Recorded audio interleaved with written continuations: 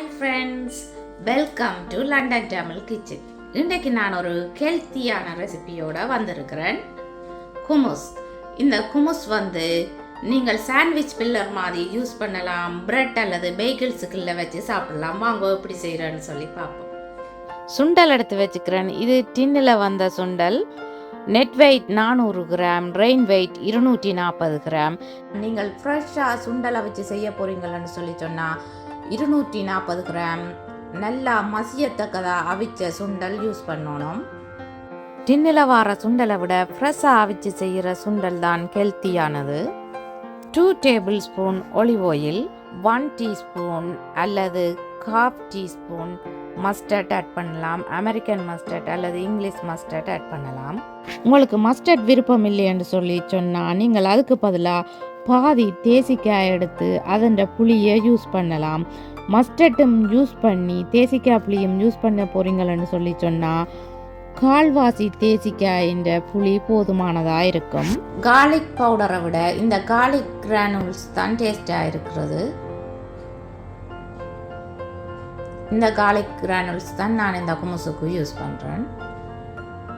1/2 teaspoon நச்சீரகத்தூள், அதாவது சின்ன சீரகத்தூள், 1/2 டீஸ்பூன் தனி மிளகாய்த்தூள். நீங்கள் விருப்பம்னு சொல்லி சொன்னால் பப்ரிக்கா பவுடரும் யூஸ் பண்ணலாம். தேவையான அளவு உப்பு, 1/2 டீஸ்பூன் கார்லிக் கிரானுல்ஸ்,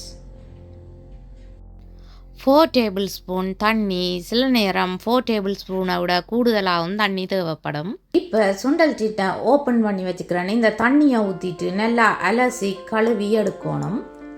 கழுவி வச்சிருக்கிற சுண்டலை கிரைண்டர் கப்புக்குள்ளே போடுறேன்.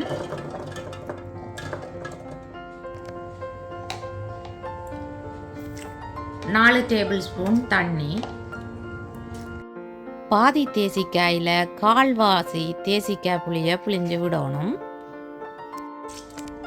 எடுத்து வச்சிருக்கிற சீரகம், அதாவது சின்ன சீரகத்தூள், உப்பு, மிளகாய்த்தூள், கார்லிக் கிரானுல்ஸ் எல்லாத்தையும் போடணும். 1 டீஸ்பூன் அல்லது 1/2 டீஸ்பூன் மஸ்டர்ட். எனக்கு மஸ்டர்ட் பிடிக்கும், அதால் நான் 1 டீஸ்பூன் போடுறேன். கிரைண்டரில் நல்ல ஸ்மூத் பேஸ்ட்டாக அரைச்செடுக்கணும்.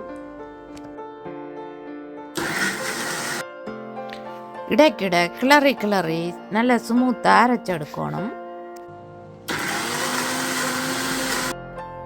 சுண்டல் ஓரளவு ஸ்மூத்தாக அரைப்பட்டா பிறகு திரும்பவும் கொஞ்சம் தண்ணி சேர்க்கிறேன். ஏனெண்டா தண்ணி தன்மை காணாமல் இருக்குது. தண்ணி அளவாக இருந்தால் தான் ஸ்மூத்தான பேஸ்ட்டாக வரும். 2 tablespoon olive oil add பண்ணுறேன். இப்படி குமுசை நல்ல பேஸ்ட்டாக அரைச்செடுக்கணும். ஹெல்த்தியான சுவையான குமுஸ் ரெடி. நீங்கள் உங்களோட விருப்பத்துக்கு ஏற்றபடி பிரெட்டை டோஸ்ட் பண்ணியும் குமுசை பூசி சாப்பிடலாம், அல்லது பிரெட் டோஸ்ட் பண்ணாமலும் குமுசை பூசி சாப்பிடலாம். பிரெட்டை டோஸ்ட் பண்ணிட்டு சாப்பிடக்குள்ள தான் கூட டேஸ்ட்டாக இருக்கும். நீங்கள் இதை பிரேக்ஃபாஸ்ட் அல்லது டின்னராக சாப்பிடலாம்.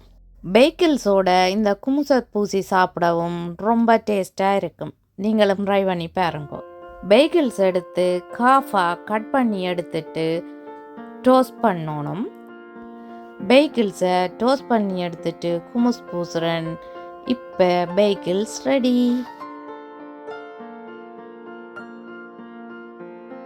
என்னுடைய வீடியோ பார்த்ததுக்கு ரொம்ப நன்றி. நீங்களும் இந்த ஹுமஸை ட்ரை பண்ணி பார்த்து எப்படி வந்தேன்னு சொல்லி எனக்கு கமெண்ட் போடுங்க. மீண்டும் இன்னும் ஒரு அமேசிங்கான வீடியோவில் உங்களை சந்திக்கும் வரை உங்களிடமிருந்து விடைபெறுவது உங்கள் மதி. பாய்.